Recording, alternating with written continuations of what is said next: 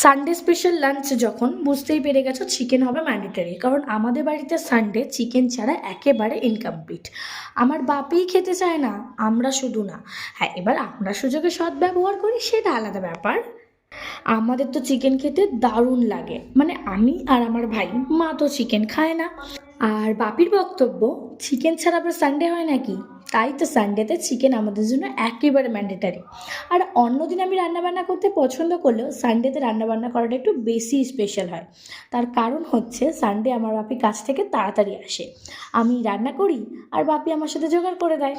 আজকেও তো বাপির জোগাড় করে দিল, আমি ফটাফট রান্না করে দিলাম। আজকে রান্নার মেনুতে ছিল ভাত, তার সাথে স্যালাড, সিম ভাজা, তার সাথে ছিল ছোলা দিয়ে মোচার ঘন্ট, আর আমাদের সানডে স্পেশাল চিকেন ঝাল ঝাল করে রান্না হয়েছিল।